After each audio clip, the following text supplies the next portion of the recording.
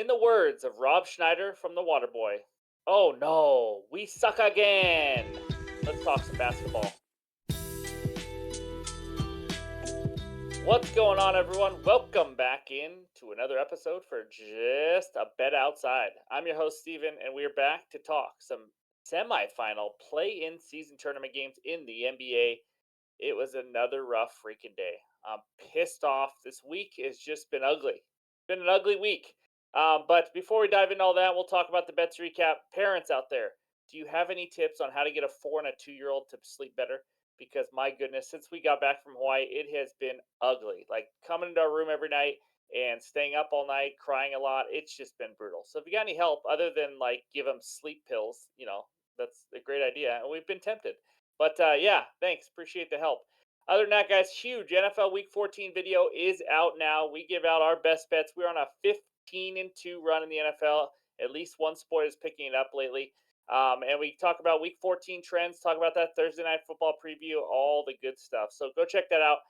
Before we dive in, we got some new Jabo MVPs, and we'll talk about that in a second. Just a reminder, $2.99 per month to be a Jabo MVP. Get a badge, some emojis, shout out, reply in the comments, little prioritized comments or replies, sorry. But I appreciate everyone who has signed up. It's never required, but we really appreciate it. It really helps us for all the hours we put in. I mean, like I said, we're putting in like 50 plus hours on these Wednesday nights with both videos. We are just working through the night. I mean, it's already past midnight right now as we're recording. So it's insane. We appreciate all the help.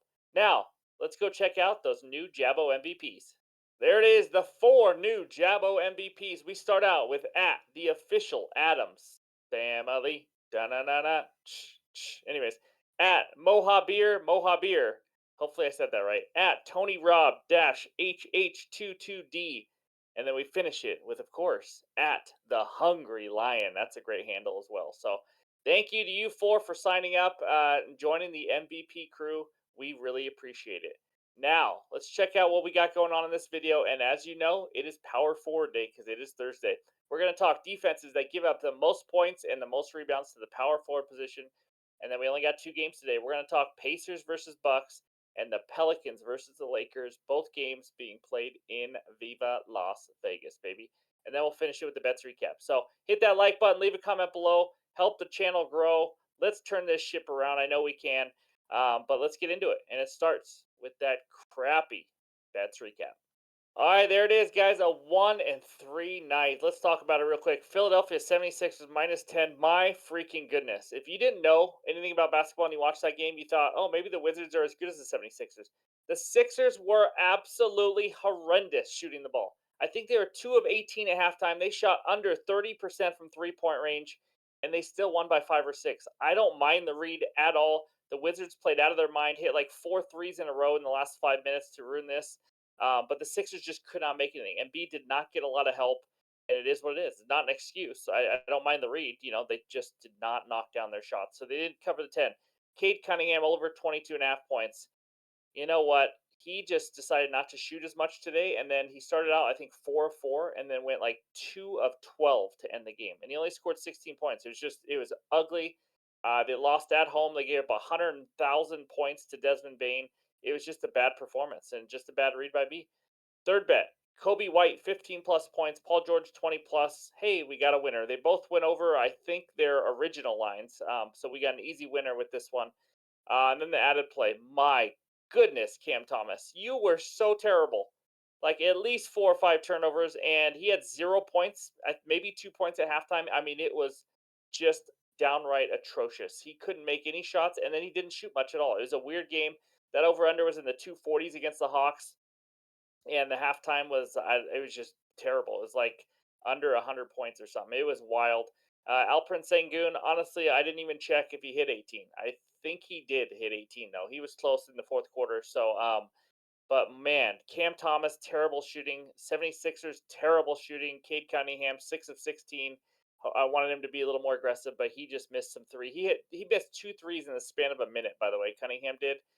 If he hits those threes, we cash, and we're looking at 2-2. But woulda, coulda, shoulda. So who cares? That's the record down below. 49-36 on the year, up 12.08. That's enough. It's time to pick it up, and it starts right now with the power forwards.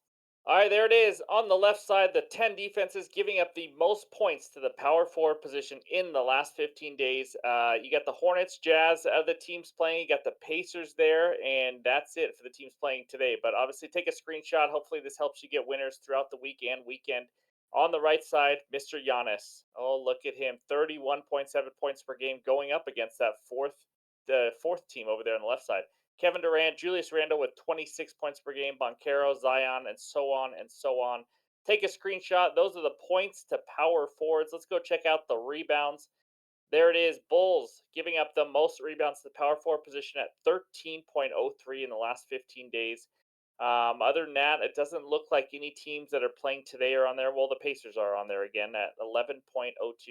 And then over there, how about Jabari Smith for the Houston Rockets, averaging 11.6 rebounds per game as or in the power forwards for the last 15 days. And then Giannis, Evan Mobley, Wemby, Randall. Not a ton of surprises. We got Scotty doesn't know, of course, Old Man Horford. But really, I think the biggest surprise is just Jabari Smith with 11.6 per game. So it's been pretty impressive. But I didn't do assists on power forwards. I might start doing assists for shooting guards and small forwards, but power forwards is just assists aren't that big of a deal. So I did not do it. So that's what we got. It's time to talk some in season semifinal tournament games. All right, this first game takes us out to Vegas because that's where they both are. We got the Milwaukee Bucks not hosting, playing the Indiana Pacers.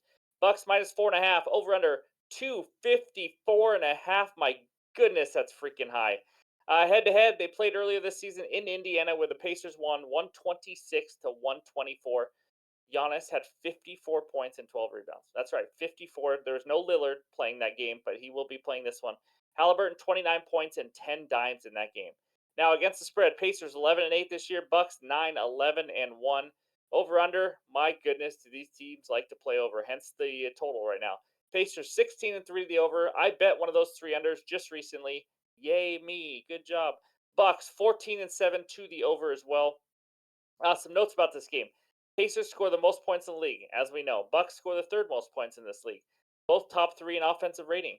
Both play at ridiculously fast paces. I mean, the Bucks are playing at the fastest pace, and the Pacers at the number one fastest pace. Both are top six in 3-point shooting. I mean, it goes on and on and on. They all play defense or offense. My best bet in this game, we got a little same game parlay, and the first leg is probably going to be a guy that everybody and their grandmother is going to bet. And I honestly, I know it's square, but you got to do it. I'm going to go Giannis, 30 plus points, and Miles Turner, 14 plus points at minus 114 on DraftKings. Now, Giannis 30 plus points. His original line has already, I think I saw it at 31.5 at one point, and now I see it at 33.5. It's getting high. I feel a little more comfortable at 30 because when you're scoring that many, I've seen him end right around 30 quite a bit. So he did have 54 last game versus the Pacers, again, without Lillard. But the Pacers, as you already saw, they give up the fourth most points to power forwards and to almost every position, to be honest with you. Giannis has a chance to score 40 in this game. I mean, as long as Lillard's not taking, 30 shots and going nuts, I still think he could score 35, 40 in this game. Um, Totals is high for a reason. Like I mentioned, these are two very fast-paced teams. There's going to be a ton of possessions. Giannis is going to love playing up and down with this transition ball. So it's a dream matchup. Give me Giannis to score 30 plus points. He is the man. Let's see if he can get it done in Vegas. The second leg, Miles Turner, 14 plus points. This line, I believe, was 17 and a half. I saw maybe 18 and a half. I liked his aggressiveness in the quarterfinals. And what I also saw in the quarterfinals is that the Pacers really want to win this tournament. I mean, they really do, and you saw that in starter minutes. Like Miles Turner, he played 34 minutes last game. If this game stays competitive, which I hope it does, he should get at least 30 minutes again in this game. And when he gets that many minutes, it's good times. So this total 254.5. Like I said, I can't imagine Miles Turner doesn't get 14 of those points. He scored 21 points versus the Bucks earlier this year, hitting 4 threes. This guy has the potential to get hot a little bit and hit a few threes, and if he does that, he should easily go over this total. Because I don't think there's a lot of guys on Milwaukee that can slow him down around the rim or defend the rim in general. So, give me Giannis, give me Miles Turner in a high flying game to hit these point totals as bet number one. The final semifinal game of the day takes us out to Vegas. We got the Lakers playing the New Orleans Pelicans. Lakers minus 1.5, over under 229. Did not see any head-to-head matchups this season between these two teams. Against the spread, Pelicans 13 8 and 1, Lakers 10 and 12. Over under, Pelicans 12 and 10 to the under, Lakers 13-9 to the under. So a little bit different than that first game.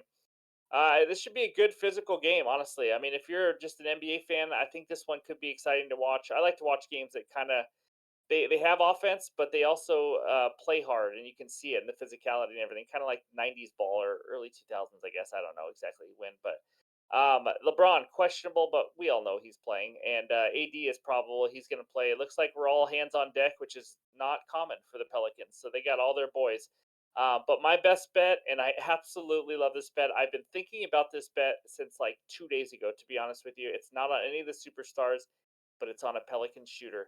Give me Trey Murphy over 12 and a half points at minus 120 on DraftKings. After the last game, and after his first game, actually, I kind of made a mental note like, let's see where his lines are, let's see how many minutes he plays and things like that. I don't think the books have caught up. I know he's only played 2 games, but he scored 16 and 18 in those 2 games, and he's taken 18 3 pointers in those 2 games. 18, guys. And he hasn't even got that hot yet. He's 7 for 18. He can shoot even better. If he actually has a really good shooting night from 3 point range, which he can because he's a good shooter, this could cash early, like second, third quarter early. Shot volume's there, obviously, not afraid to shoot at all. And he played 29 minutes last game, so why not? Why couldn't he play another 30 plus minutes, especially if this game is competitive, which we all expect it to be, hopefully. But yeah, Lakers defense is not really worried about Trey Murphy as much, probably, when you have Zion, Brandon Ingram, CJ McCollum, and those boys on the court. So I think this may be one of the last games that we see Trey Murphy at 12 and a half. I thought for sure this was going to start at like 14 and a half. I absolutely love it. Give me Trey Murphy to score 13 plus points. If you want to get crazy, you can maybe ladder it to 16 or 17. I'm not saying I'm doing it. And if he doesn't hit, I'm not, don't come back at me. But I will say I think he hits 13 plus points. And I think he hits it pretty easy as long as he does not build a house shooting bricks. So give me Murphy over 12 and a half points as my final best bet. And let's check out the bets recap. There it is, nice and tidy. Giannis, 30 plus points. Miles Turner, 14 plus points, minus 114 on FanDuel. If you want a pivot for this, you gotta just go Giannis over 32 and a half or 33 and a half points, whatever you get it at, because he's the man. And I would just probably pivot to that. I know you could get Miles Turner 15 plus points too, for a little closer to even money. I don't mind that. Obviously, his point total is 17 and a half. Trey Murphy over 12 and a half points in the Pelicans Lakers game at minus 120 on DraftKings. It says added plays in the pinned comments, but there's only 2 games, and I got 2 bets, so I am more than likely not going to be adding a bet. So that's what we got for Thursday, December 7th. By the way, happy Pearl Harbor Day. My dad was born and raised in Hawaii, so we know that date. I don't know if you say happy with it, though, but either way, it's Pearl Harbor Day. So hope everyone has a great Thursday, and we'll talk to you soon.